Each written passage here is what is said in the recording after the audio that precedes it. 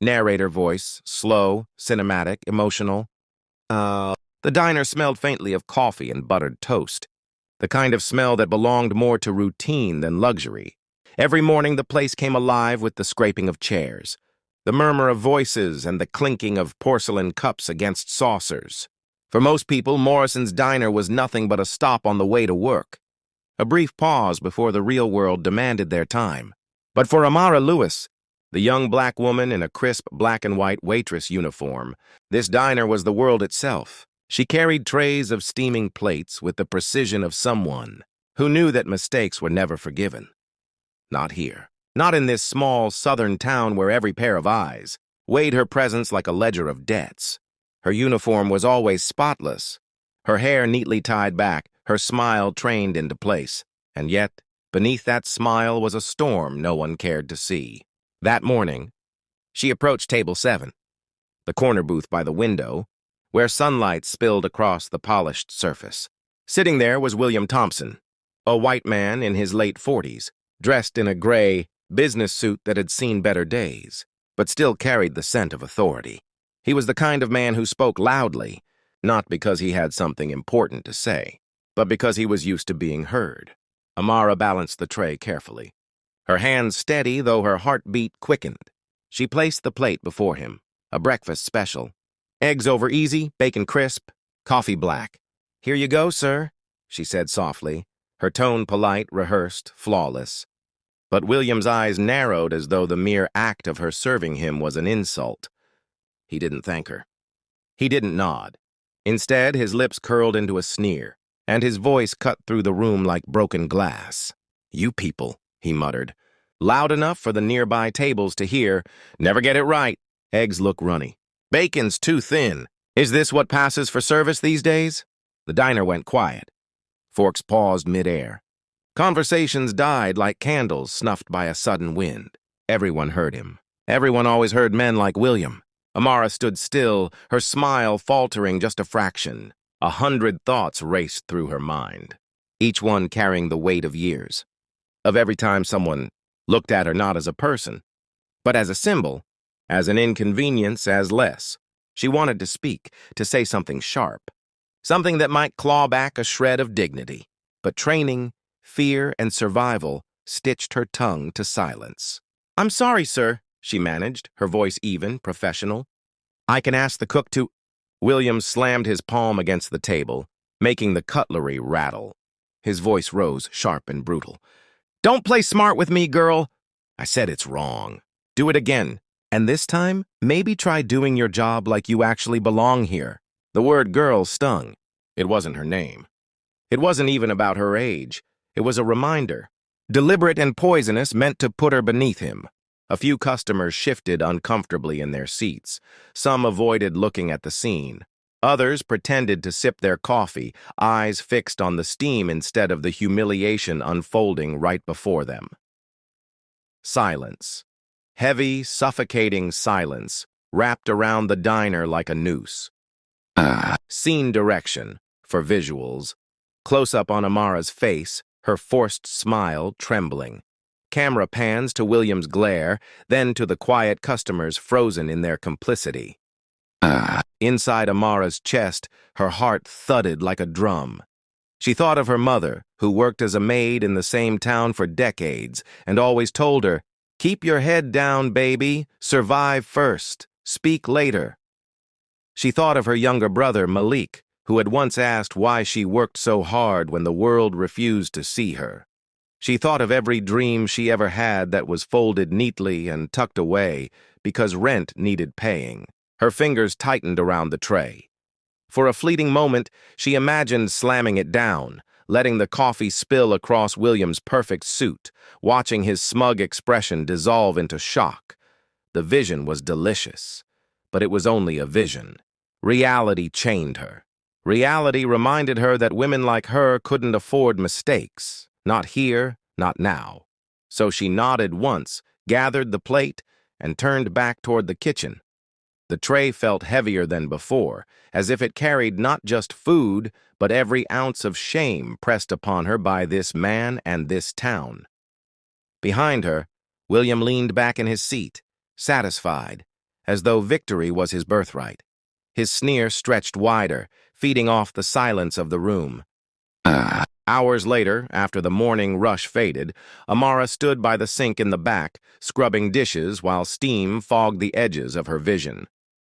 Her co-worker, Grace, a white woman in her 60s who had worked at the diner longer than anyone, approached cautiously. "You all right, honey?"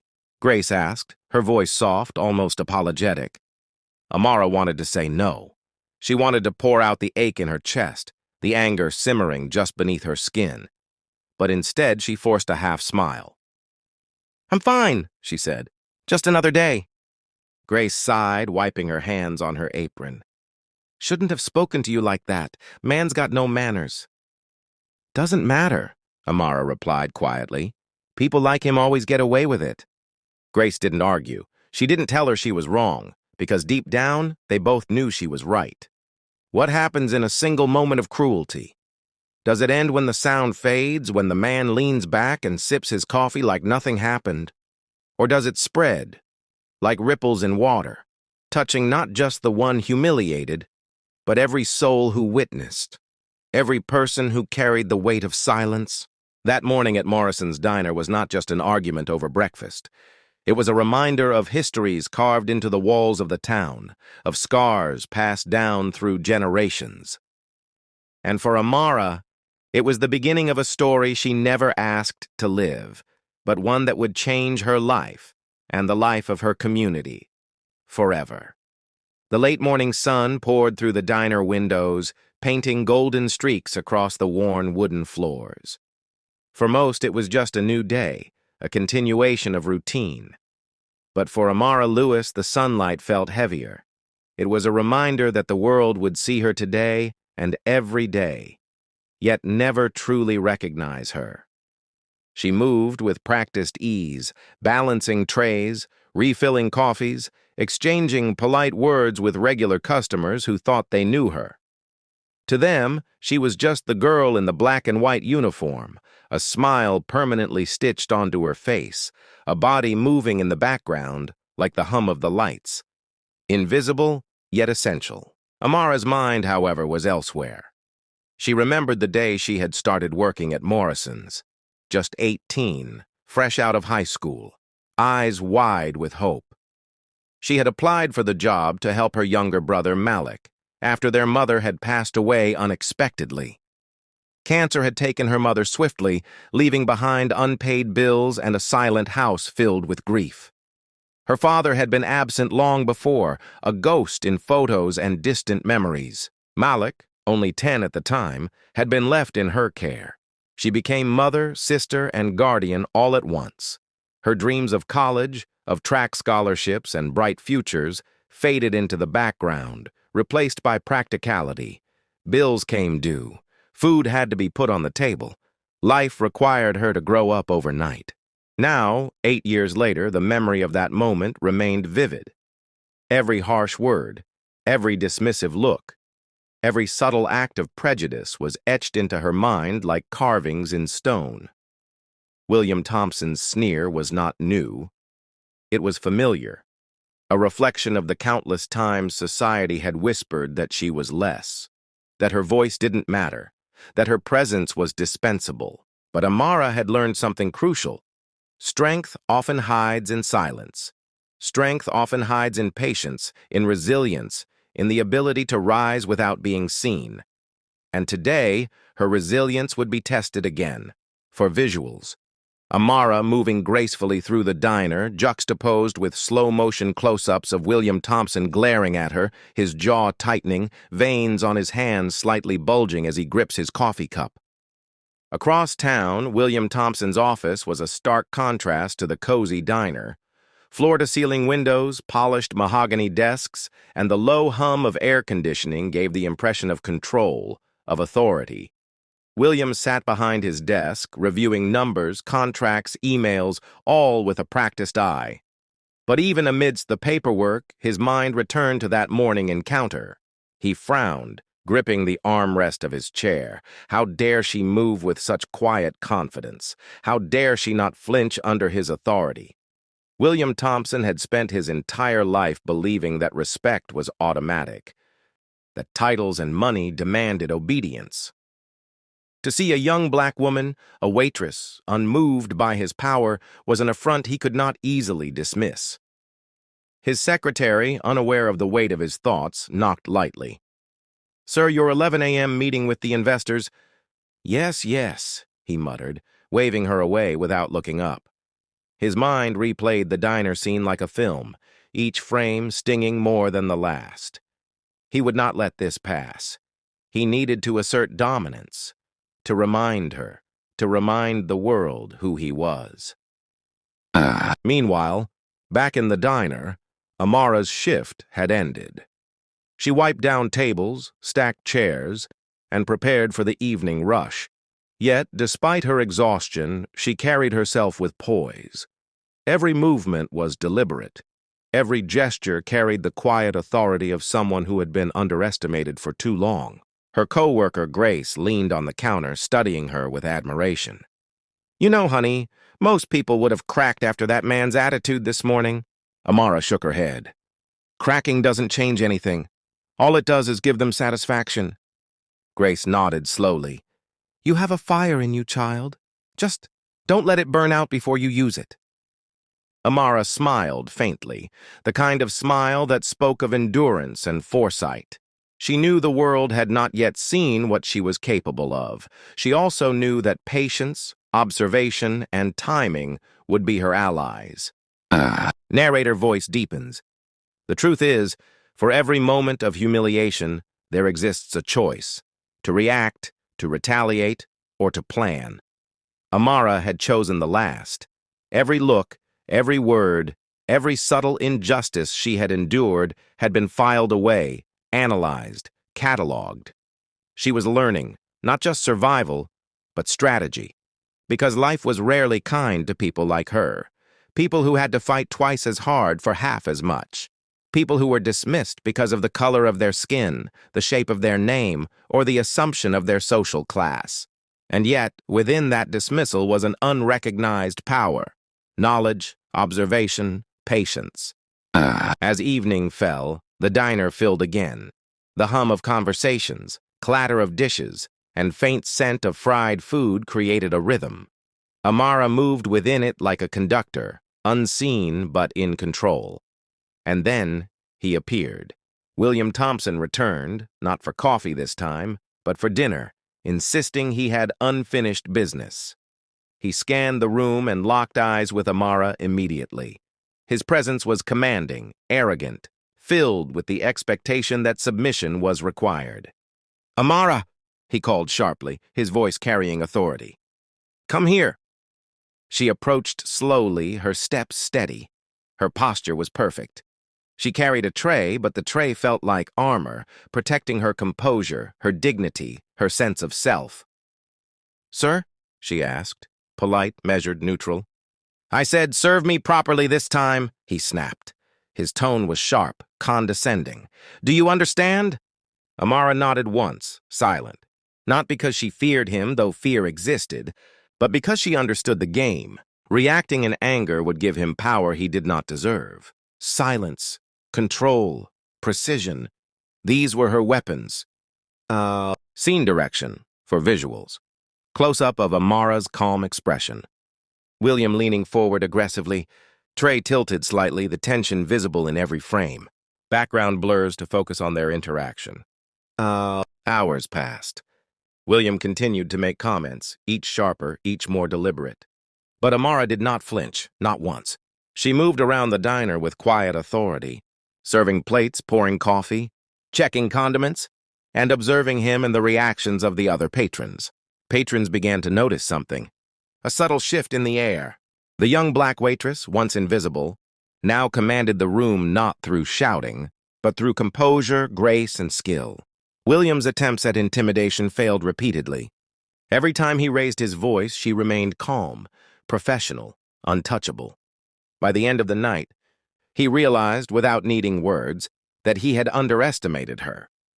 Not just underestimated her, but underestimated the very idea that dignity, patience, and intelligence could exist in someone he assumed had none. Amara walked home that night. The streets were quiet.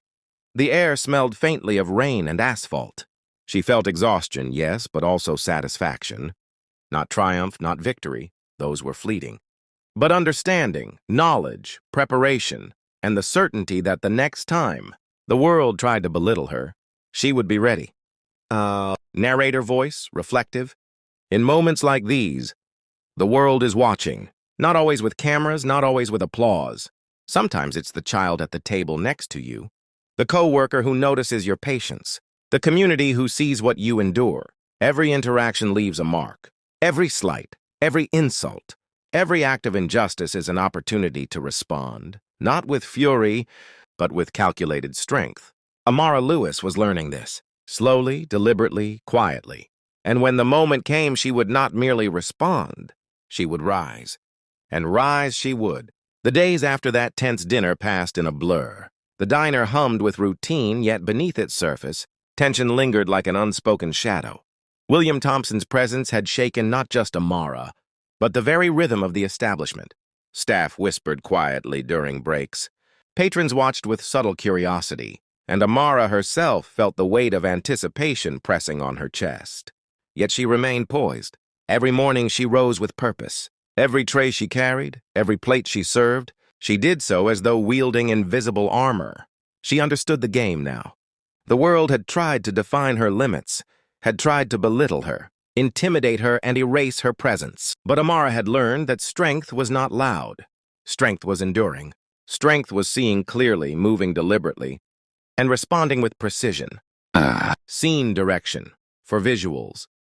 Amara walking through the diner with quiet confidence, slow-motion shots of patrons noticing her calm demeanor, juxtaposed with William entering in frustration. William, meanwhile, grew restless. His business empire, polished and formidable, provided him power over contracts, over money, over people. But it could not dictate Amara Lewis. He spent nights reviewing footage from the diner's cameras, replaying the interaction, trying to identify a weakness. Every time he thought he had cornered her mentally, every subtle tactic he imagined, she deflected effortlessly, as if she had anticipated him all along. It frustrated him to the point of obsession. A man like William Thompson, accustomed to control and unquestioned authority, could not comprehend the quiet resilience of someone he considered less than. Each day he returned, attempting subtle intimidation, trying to provoke a reaction, to assert dominance, but it never came.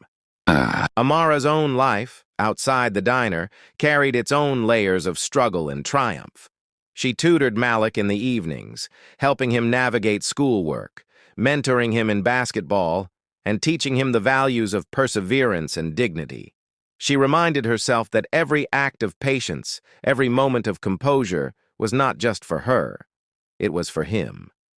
Malik's future, and the lessons she embedded in his young mind, mattered as much as any confrontation with William.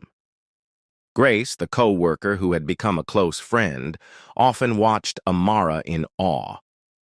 "You're different, you know," she said one evening as they closed the diner. "You don't fight like the world expects you to. You rise above it." Amara smiled faintly, tired but resolute. Rising above isn't passive, it's strategy. Every word, every glance, every gesture has power. The world just doesn't always see it yet. Scene direction, visuals. Amara tutoring Malik, gentle close-ups of their interactions, the warm glow of evening lights, juxtaposed with William pacing in his office, frustrated, tossing papers. Weeks passed. William's attempts at humiliation escalated. He began hosting meetings at the diner, attempting to corner her socially. He spoke condescendingly in front of patrons, mocking her profession, her uniform, her very presence. But each attempt only highlighted her resilience. Patrons began to notice the absurdity, the injustice. The murmurs grew louder. Subtle glances of solidarity appeared. Nods, quiet smiles, small gestures that spoke volumes. And then the moment came. A wealthy investor group, previously impressed by William's business acumen, had arranged to visit Morrison's to assess the environment and hospitality experience. William brought them to the diner, expecting to showcase authority, expecting to demonstrate control over his surroundings and over Amara. Amara, calm as ever, observed from behind her tray. Every guest received impeccable service. Every dish was served with attention, every coffee refill executed flawlessly.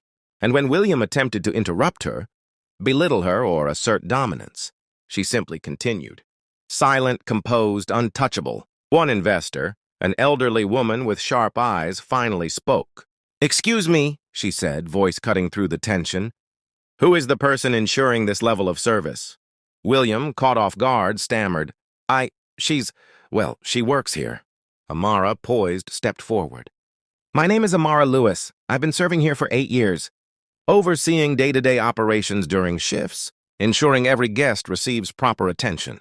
The room fell silent. Her voice was firm, steady, yet without arrogance. The investors exchanged glances, impressed not only by her professionalism, but by the unwavering confidence that William had so desperately tried to undermine. In that instant, the balance of power shifted. The room no longer belonged to William. It belonged to Amara. Scene direction, visuals. Amara stepping forward confidently, investors nodding in approval, William froze in realization dawning. Close up on Amara's composed expression. William tried to regain control, to assert authority, but it was too late. Every dismissive glance, every attempted insult, every condescending word had been catalogued, not as a victory for him, but as evidence of his arrogance and inability to see beyond status and wealth. By the end of the day, the investors had made their decision. They were impressed by the diner's management, by the culture of respect and excellence, and by Amara's unwavering professionalism. William was left with nothing but the hollow shell of his power, unable to deny the truth in front of him. Amara walked home that night, the streets quiet and glistening with the soft light of street lamps. The air smelled faintly of rain. She felt exhaustion, yes, but also satisfaction. Not the hollow triumph of victory, but the deeper, richer satisfaction of dignity upheld, resilience recognized, and justice quietly served. Malik awaited her, curious eyes shining. "How was work?" he asked. She smiled, ruffling his hair. "It was a learning day," she said. And in that moment, she knew she had shown him something far more valuable than confrontation, the power of composure, strategy, and self-respect. Narrator voice, reflective and cinematic. Life is not always about grand gestures. Sometimes it's about the quiet moments of strength, the calculated patience, the endurance in the face of injustice. Amara Lewis did not raise her voice, did not strike back with anger. She did not humiliate. She did not break. She rose. And in rising, she taught those who had underestimated her the greatest lesson of all. True power is not taken, it is embodied. As she stepped into her apartment, the night sky above glittering faintly with distant stars, she knew that the world would continue to challenge her. But she was ready. She was prepared. She was seen. And for the first time in years, Amara allowed herself to breathe, to feel the quiet triumph of being fully, undeniably, and unapologetically herself. Scene direction, final visuals. Amara looking out the window at the night sky, Malik beside her, soft lighting, a slow pan upward to stars. Fade out to the quiet hum of the city.